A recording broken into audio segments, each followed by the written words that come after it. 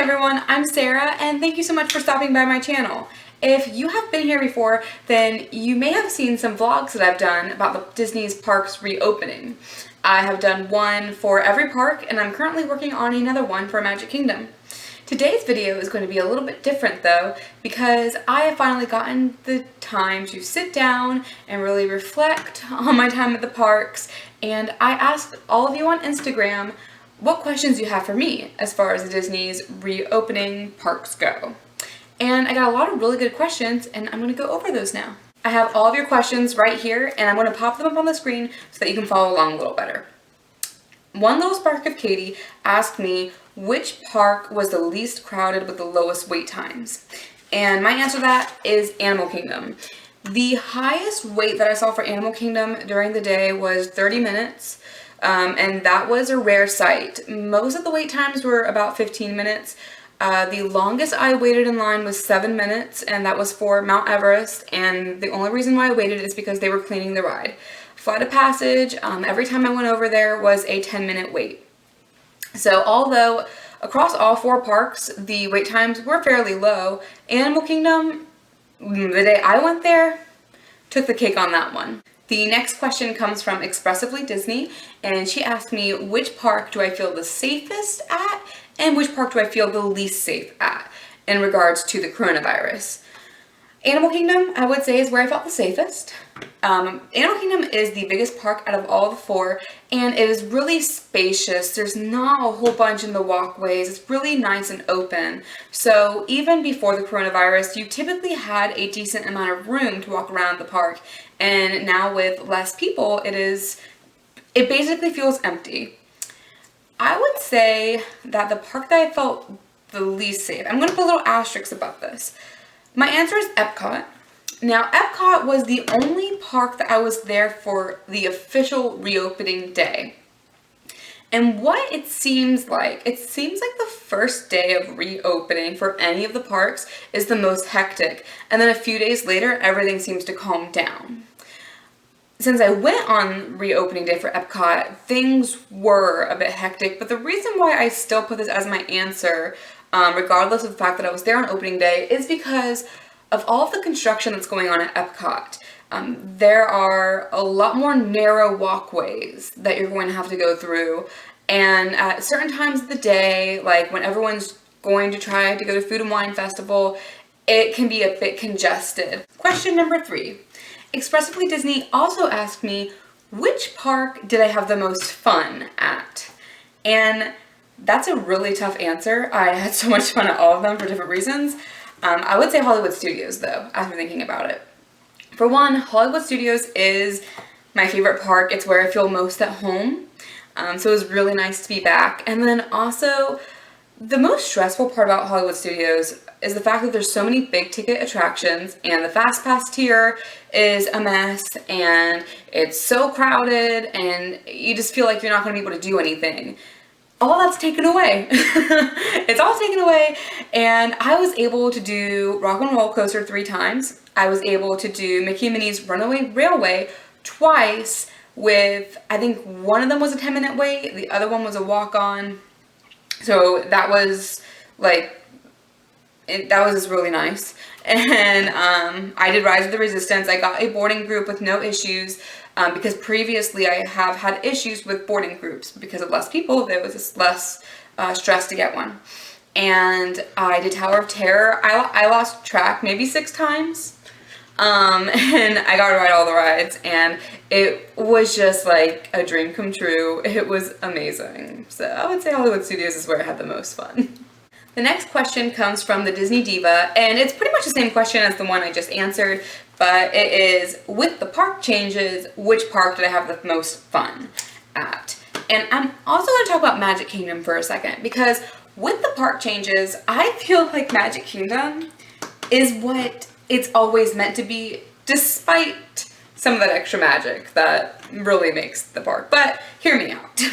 The wait times are just what you want, you know? So I went both on a Monday, which was a few days after Magic Kingdom opened, and then I also went this past Saturday.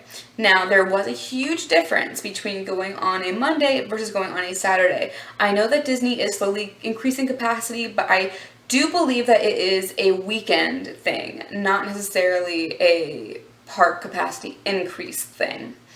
But even with an increase of people on Saturday, the highest wait time was an hour for Splash Mountain, which is to be expected because first off, it's Florida and it's hot, and then second, Splash Mountain is being rethemed, and so it's a very popular attraction right now.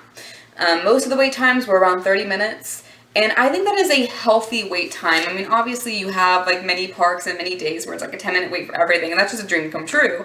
But in reality, I would love it if lines stayed around 30 to 40 minutes. I feel like that is a wait time people expect to wait, you know? And it's just sad when you go to a park and wait times are always like 60 plus minutes, you know, going on 110 minutes for the big attractions. Question number 5 comes from the happiest Lizzie on earth. And she asked, how was the mask situation? Was it better at certain parts of the day and worse at others? I did not have a problem wearing the mask. I've been wearing it since Disney Springs opened. I've gone to SeaWorld and Busch Gardens. I've gone just in the Florida heat with a mask. I'm used to it personally. I would say that for me, it is worse at the very beginning of the day. For some reason, once you get inside the park, it's like the sweat just hits you and it's just really hot, and it's like it's something you have to get used to throughout the day, I suppose. And the mask is like when you first get in there, it kind of feels a little suffocating, but throughout the day, I forget that I'm wearing it. Question number 6 comes from Ohana Magic, and she asked, were there crowded areas? I'm guessing like, were there specific crowded areas at the parks? And there were. And I will give you a couple places that you really need to watch out for if you're going to the parks.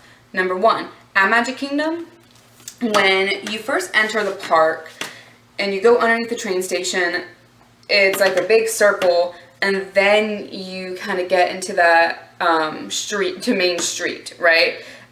So when people come in, they're coming from like both places, and everyone kind of meets in the middle. And when the park first opens, that area gets really congested. Both times that I've gone to Magic Kingdom, I've had to step off to the side and wait until I felt like I was comfortable enough to really go on to Main Street.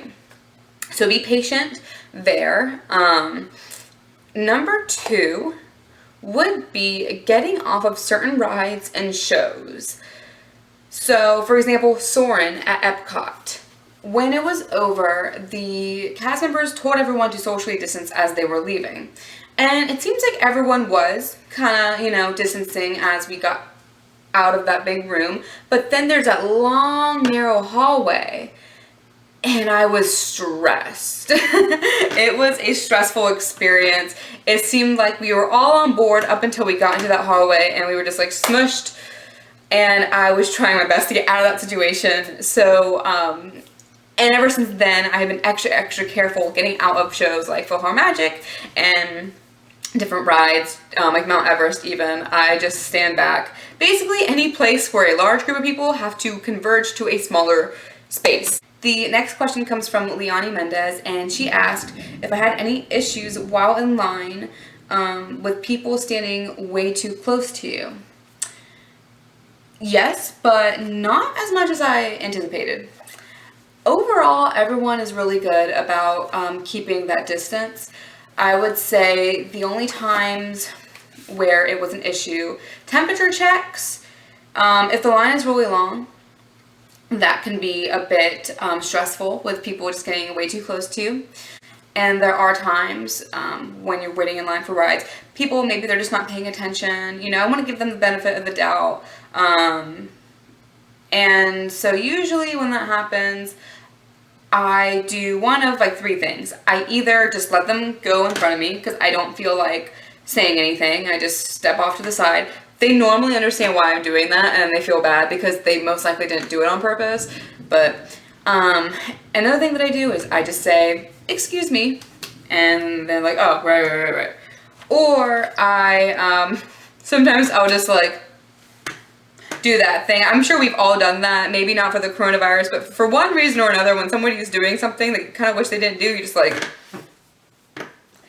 and they might get the hint. So, yeah, it wasn't like a huge issue, but it happens, of course. For the next question, Ohana Magic asked, what were the queues like for food? Is mobile order a good idea, or does it make a difference? Now, for, I believe, all quick service places, mobile order is required. I believe if you only have cash, or if you have, I don't know what the situations are, but I do believe there are situations in which you can go up to the counter. I've actually gone up to the counter a couple times because literally no one was in line for food. So, however, in most cases, mobile order is required. A couple things to look out for mobile order, though, is, one, a lot of the times, it happened to me twice already, the kitchen will close out your tab when they're done making your food. And what that means is that it's not going to show that your food is ready. It's going to show like your order has been processed, and it's going to look as if you had already picked up your food when you hadn't picked up your food yet. So if that happens to you, if it says, you know, your order has been processed, you just need to go up to a cast member and let them know the situation. I believe that is a common mistake. I have overheard other people say that as well. Another thing is to, hopefully it's not as big of a problem because they're kind of more used to how things are going with reopening, but mobile order has been congested. Because what happens is you get your food and then you have to look for a table, and those tables are still really close together, so you're still going to potentially be tripping over people, and it is a mess. So I really would recommend trying to eat as much table service instead of quick service as possible because of that. My next question comes from Mike Martinez 0803, and his question was, did I see any character cavalcades? I keep on saying cavalcades. And yes, I saw several. In fact, you can watch my Magic Kingdom video where my entire video purpose was to see how many characters I could find. I'll give you a hint. It was a lot. I don't think I saw every cavalcade that day, but I did see quite a few. And I have seen cavalcades at every theme park. However, I definitely have not seen all of them, and that is disappointing. Question number 10 comes from the Accidental Disney Family, and they asked, what was your most magical moment since being back at the parks? If you could only go to one park, which one would you choose? Now, I have actually been thinking about these questions for a while now. They are really good, but also really hard. As far as my most magical moment, I have had so many, and honestly, maybe I should just make a whole video about all of the magic moments. I don't know. One in particular is pretty cliche. It is when I saw the castle. Hear me out. It was my first day recording a YouTube video at a theme park, and I also really wanted to get some good pictures because it was my first time back at a theme park, and I have a Disney Instagram where I take pictures of things. So, and I also wanted to have people follow along on my stories, and so doing all of that at once while also trying to enjoy my time, and then potentially meeting up with a friend who I did. I met Randy and he was awesome, and then Ethan that day too, and that was really fun. Anyway, even talking about it, there was just like a lot of stress, and just getting into the parks and everything and trying to figure out my mic. I was like, man, Sarah, you're really just sabotaging your day. And then I walked up to the castle, and that just changed everything, especially when I came back in the afternoon when no one was there. It was empty. Main Street was empty, and I just got to walk around, and it was like it really just felt like home. It did. It truly did. And I saw like Goofy and Max and Clarabelle up on like the train station, and there was like hardly anyone there, and I was talking to the lovely, amazing, entertaining cast members that were up there with them, and that was just such an unforgettable experience. When I asked y'all to send me your questions, I said anything about park policies, my experience, or just random fun questions in general. And so the next two are more just about the parks, despite coronavirus. So Caroline in the Kingdom asked me, what is my favorite thrill ride from each park? Magic Kingdom is Splash Mountain. Hollywood Studios is Tower of Terror. Epcot, really, I think Test Track is the only thrill ride, but I do love Test Track. And you know what? Spaceship Earth is thrilling in its own way, so maybe I'll say that one. Animal Kingdom. Animal Kingdom, I would say Everest. I have such a hard time comparing Everest and Flight of Passage because they're just two completely different experiences. But since Caroline is one who asked the question, and I love Caroline, I'm going to go with Mount Everest because, well, Expedition Everest, because I know she loves Expedition Everest. So I really should have looked this up before making this video. I assume that I know how to pronounce your Instagram handle. We'll find out, right? Pink Peony Fields? She asked me, which is my favorite character dining restaurant from the parks and which is my favorite from the resorts. Unfortunately, the last time I went to a character dining experience was when I was 5 years old. And that was, I believe, at the Liberty Tree Tavern, which they definitely don't have a character dining experience anymore, which is stupid. Anyway, instead, I'm going to say which character dining places I really want to experience and that I'm definitely going to before my pass expires. So at the parks, hands down, Garden Grill. Oh my goodness, I'm gonna go there so bad. The food looks impeccable. I love how they use a lot of food from Living with the Land. And you get to meet Chip and Dale, who are such fun meet and greets, and you also get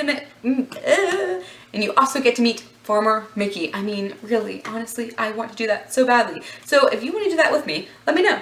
And then as far as the resorts go, there's two that I really want to go to. Ohana, duh. The fact that I haven't been to Ohana yet is really disrespectful, and I understand this, and I repent.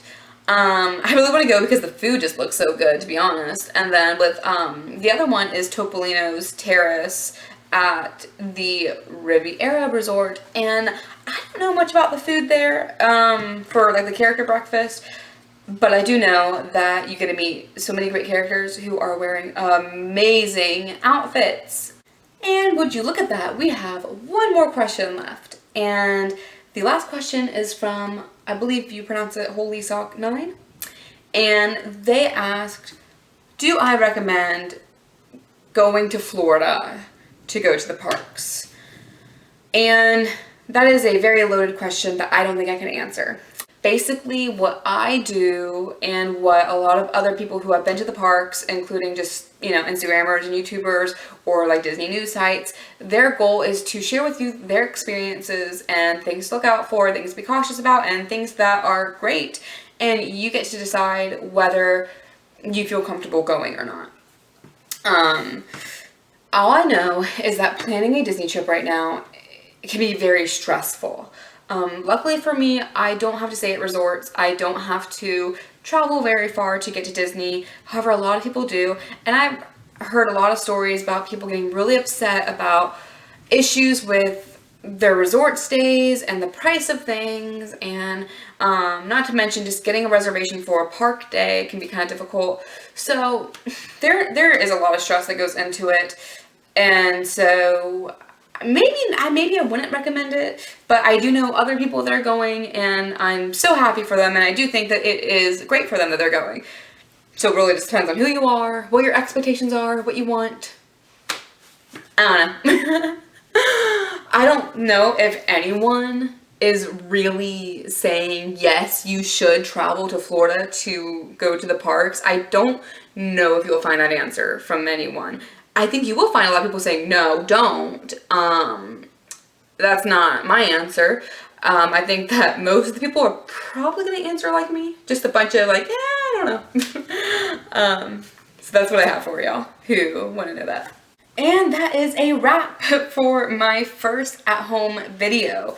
If you found anything in this Q&A beneficial, please let me know. If you have any more questions, please feel free to comment down below, and I will be happy to answer any questions that you have the very best that I can.